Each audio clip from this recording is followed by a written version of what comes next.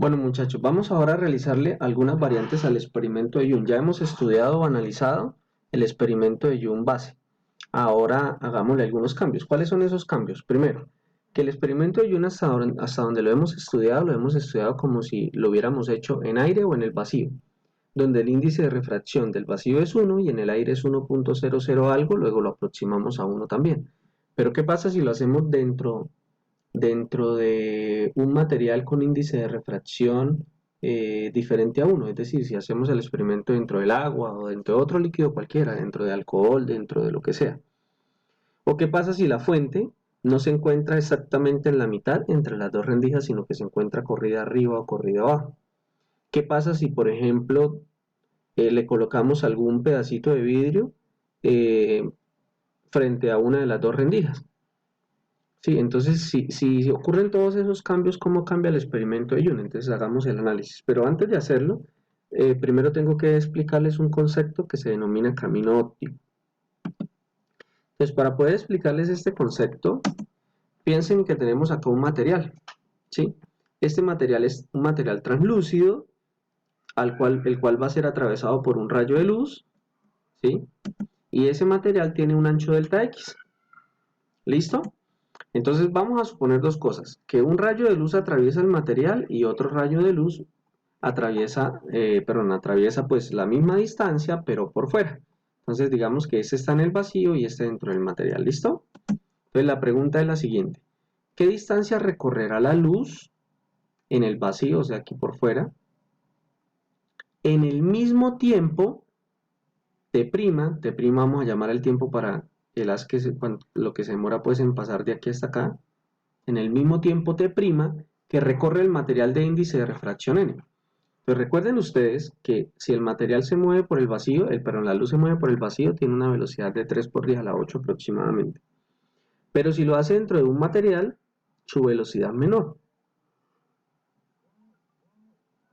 Esa velocidad menor obviamente hace pues que pasar de aquí hasta aquí lo haga en un tiempo mayor que pasar desde aquí hasta aquí, pero por fuera, ¿sí? Entonces por aquí por dentro del material se demora un poco más porque la velocidad es menor. ¿Listo? Entonces hagamos lo siguiente. Aquí dice que X es precisamente la distancia que recorre en el vacío. Pero la pregunta es, bueno, listo, por el vacío se está moviendo una velocidad c que es 3 por 10 a la 8, multiplicado por un tiempo que es el tiempo que dura en recorrer el material, t'. Sin embargo, el tiempo que dura recorrer el material básicamente ¿qué es? La distancia dividido entre la velocidad de la luz en el material. Recuerden que la velocidad de la luz en el material ya no es 3 por 10 a la 8. Sí, ya la velocidad de la luz ya tiene valores de 2 punto algo, 2.9, 2.8, 2.7 por 10 a la 8 metros por segundo. Cambia dependiendo del índice de refracción del material. Entonces, aquí con esta ecuación relacionamos este delta X y la velocidad del material. Ahora reemplacemos esto acá. Al reemplazarlo me queda C por T'. T' que es delta X sobre B. Pero la velocidad la puedo escribir como C sobre N. O recuerden la definición de índice de refracción, que es C sobre B. Entonces, aquí colocamos, entonces reemplazamos B y lo colocamos acá. ¿Bien? Bueno, en ese orden de ideas cancelo y cancelo C y el N pasa arriba a multiplicar y me queda N por delta X. Entonces, X es igual a N por delta X y es lo que denominamos camino óptico. La distancia que recorre la luz en el vacío en el mismo tiempo que dura en recorrer un material. ¿Sí? Eso es lo que llamamos el camino óptico y vamos a describir algunas cosas en términos del camino óptico. Entonces, primer ejercicio. Estos son ejercicios que regularmente aparecen en evaluaciones y dice lo siguiente: ¿cómo cambia el patrón de interferencia? O sea, el patrón que se observa en el experimento de Young, si se realiza dentro de un líquido con índice de refracción n. Entonces, mira, aquí tenemos, digamos, el líquido, la pecera, lo que sea. Colocamos todo el experimento dentro del líquido. Entonces, la pregunta es, si acá, por ejemplo, supongamos que fuera del líquido la distancia entre lo máximo sea de 2 centímetros, ahora dentro del líquido la distancia entre lo máximo va a ser de 2 centímetros, bueno, pues ahí tenemos opciones, ¿no? Primera opción, pues que sí permanezca igual. Segunda opción, que la distancia entre los máximos o entre los puntos brillantes se amplíe. O tercera opción, pues que la distancia entre los máximos se disminuya.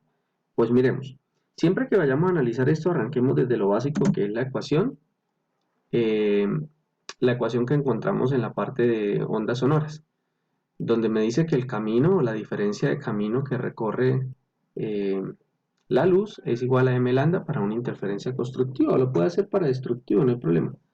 Pero por ahora, como me están preguntando la distancia entre máximos, pues es lo mismo, ¿no? Utilizo esta, perdón. ¿Qué es lo que cambia ahora? Pues que como el material está dentro, o sea, perdón, todo el esquema está dentro de un material con índice de refracción 1, pues ya no tomamos en cuenta R1 sino NR y no tomamos en cuenta R2 sino R2, es decir, sus caminos ópticos. Como encontramos en el ejercicio anterior, el camino óptico es N por R o N por X en este caso, entonces sería N por R2 menos N por R1 porque ambos están dentro del mismo material. Supóngase que un rayo quedó dentro del agua y el otro no, pues entonces el que quedó dentro del agua se le coloca el N y al otro no se le coloca. ¿Sí? Factorizamos el N y lo pasamos al otro lado a dividir y me queda que R2 menos R1 es igual a M lambda. Si vuelve a repetir todo el procedimiento diciendo que R2 menos R1 es D seno de teta, seno de teta aproximadamente tangente, tangente de teta Y sobre L y despeja, sí, como lo hicimos anteriormente me quedaría así. Ym es igual a ml lambda sobre nd. Y teniendo en cuenta que n siempre es un número mayor que 1, por ejemplo para el agua es 1.33, entonces significa que los y ahora me van a quedar más pequeños porque estoy dividiendo entre un número mayor que 1. O sea, en el aire esto me da 1 y solo me quedaba L lambda sobre D. Ahora me tengo que dividirlo también en 1.33 o en el índice de refracción que sea. Es decir, si antes los máximos tenían una distancia entre ellos de 2 centímetros, por ejemplo, ahora la distancia va a ser menor, de 1,8, 1,7. ¿Sí? Eso es lo que está aconteciendo si lo hacemos. Entonces, en general, lo que encontramos es que los puntos brillantes se acercan más unos a otros. Esa es la respuesta aquí. Obviamente, muchos problemas que ustedes van a encontrar en los libros van a preguntar lo mismo, pero con números. Pero pues ahí ya está el ejercicio resuelto en general. ¿Listo? Para la interferencia destructiva, pues hacemos lo mismo. Pero entonces en este caso vamos a hacer algo. No, o sea, esto fue lo que nosotros hicimos, pero este n no lo voy a tomar como el índice de refracción. Voy a tomarlo mejor así como 2m más 1 para que no se me vaya a confundir con el índice de refracción. ¿Listo? Entonces volvemos a hacer lo mismo. nr2 menos r1, donde n sí es índice de refracción, igual a 2m más 1, que me representa los impares, por lambda sobre 2. Factorizamos el n y lo pasamos a ir y me queda la ecuación para los puntos negativos o sí, las interferencias destructivas de esta manera. Es decir, vuelve y juega, se reducen las distancias entre los puntos. Es más, para que ustedes lo sepan, la distancia que hay entre máximos, digamos si es de 2 centímetros, pues entre dos puntos mínimos consecutivos también es 2 centímetros. Si sí, todo es equidistante, todo es equidistante. De máximo a mínimo, de mínimo a máximo, todo es equidistante. Bueno, miremos otro problema. ¿Cómo cambia el patrón de interferencia si la fuente no está en el centro? ¿Sí? Es decir, todos los problemas hasta ahora los hemos trabajado con la fuente aquí, en la mitad entre las dos rendijas. Ahora desplacemos la fuente para arriba. ¿Cómo cambia el problema? Obviamente la fuente la mantenemos a una buena distancia. ¿Sí? Entonces, bueno, significa que un rayito de luz viene por acá, el otro rayito de luz viene por acá. Lo mismo, trazamos aquí una línea perpendicular aquí, de tal manera que esta línea y esta línea hasta allá sean aproximadamente iguales y la diferencia entre las dos sea este pedacito de acá, ¿sí? Un delta 2. Entonces aquí colocamos un ángulo pi, a este lado lo llamamos R3 a este camino y a este camino lo llamamos R4. Observen que aquí no está dentro de ningún medio diferente al aire o al vacío, entonces n vale 1. Entonces, ¿cómo resolvemos el problema? Volvemos a la base. Necesitamos encontrar R2 menos R1. Pero entonces ya no lo tomamos desde aquí, desde las rendijas, sino que ahora nos toca tomarlo desde la fuente. Entonces digamos que R1 es el camino óptico que sigue el material por toda la parte de arriba, que sería R1 más R3. ¿Listo? Y R2' es el camino óptico que sigue la luz por la parte de abajo, es decir, R2 más R4. Entonces hacemos la diferencia de camino óptico para saber si acá la luz se superpone O sea, si queda cresta con cresta, pues hay una interferencia constructiva, y si nos queda cresta con valle, pues hay una interferencia destructiva. Pero primero arreglemos aquí esto. Mire, tengo R2 menos R1, ¿sí? Y tengo R4 menos R3. ¿Listo? Entonces, ¿qué me da esto? Esto me da que R2 menos R1 es delta 1 y R4 menos R3 es delta 2. Entonces volvemos a jugar. ¿Qué es delta 1? D seno de teta, teniendo en cuenta que esta distancia de aquí hasta aquí es D. ¿Y qué es delta 2? D seno de phi. Sí, lo mismo que hicimos con el experimento de Jung-Base. Entonces reemplazamos D seno de teta más D seno de phi. Bien. Entonces d seno de teta más d seno de phi tiene que ser igual a m lambda. Lo igual a m lambda para analizar las interferencias constructivas. Si quiere, igualelo a m lambda, perdón, a 2m más 1 lambda sobre 2 para las interferencias destructivas. No hay ningún problema. Sí, por ahora lo que me están preguntando es cómo cambia el patrón. Entonces cambia lo mismo para las interferencias constructivas que para las destructivas. ¿Listo? Entonces, d seno de teta, el de acá, y hacemos el mismo trámite, lo aproximamos a la tangente, este lo paso para el otro lado de dividir, la tangente y sobre l y despejo y. Entonces, ym l sobre d, l sobre d, aquí puedo cancelar los d, y finalmente me queda así. ¿Sí? Es decir, recuerden, cuando m vale 0, anteriormente cuando la fuente estaba en el centro y m valía 0, y ¿cuánto valía? 0. Sí, entonces usted se encontraba en este punto. Pero ahora, cuando m vale 0, y vale menos L por seno de phi. O sea, queda un número negativo, o sea, y queda para acá. ¿Qué significa eso? Eso significa que ahora el máximo central, el más brillante, se corre para abajo. Y así como el más brillante se corre para abajo, todo el esquema se corre para abajo. Entonces me va a quedar una cosa así, como la que estamos viendo acá.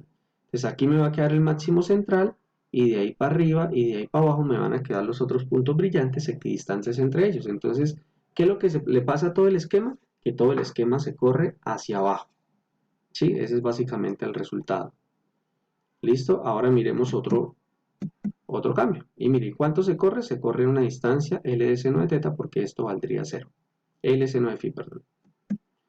Bueno, miremos otro cambio. ¿Cómo cambia el patrón de interferencia cuando se coloca un vidrio de índice de refracción N? Entonces tenemos el esquema y aquí le colocamos el vidrio. Entonces, parece que fue un ejercicio difícil, pero no lo es. Volvemos a lo básico, a encontrar R2 menos R1. Pero en ese caso, llamemos R2' y R1'. Miremos qué es cada cosa. R1' es el camino óptico por acá, que sería todo R1 más, recuerde, cuando usted está atravesando el camino óptico, por tener un índice de refracción mayor a 1, digamos, el recorrido es un poquito mayor. Entonces, ¿en cuánto aumenta ese recorrido? Pues en este término, nx menos x, es decir, x por n menos 1. ¿Sí? Porque nx es el camino óptico al atravesar el material, pero en R1 se ya lo tuvo en cuenta también un pedacito de eso, entonces le restamos x. Y entonces este es el pedacito de más que recorre la luz por este lado. Y R2', pues sí es igual a R2. Entonces hacemos R2 menos R1, ¿sí? R2 menos R1, que es, aquí lo tenemos, R2 menos R1 es de seno de teta. Lo mismo, esta expresión la igualamos a m lambda para interferencias constructivas. Seno de teta aproximadamente tangente, tangente y sobre L. Despejamos y me queda todo esto. Vuelve y juega. Cuando y vale 0, cuando m vale 0, ya y no vale 0. ¿Sí? Sino que me queda esta expresión de acá. Entonces, ¿qué significa eso? Pues que el esquema se me corre hacia abajo también. Mire, me queda menos L de X n menos 1. Como todo este término es positivo, con el negativo de acá significa que todo el esquema se me corre para abajo. Ojo, pero importante, o sea, la distancia entre máximo y la distancia entre mínimo no ha cambiado, solo que todo el patrón se corre hacia el lado de abajo. Listo, bueno, ahí tenemos 3 ejercicios bien interesantes que comúnmente han salido en parciales.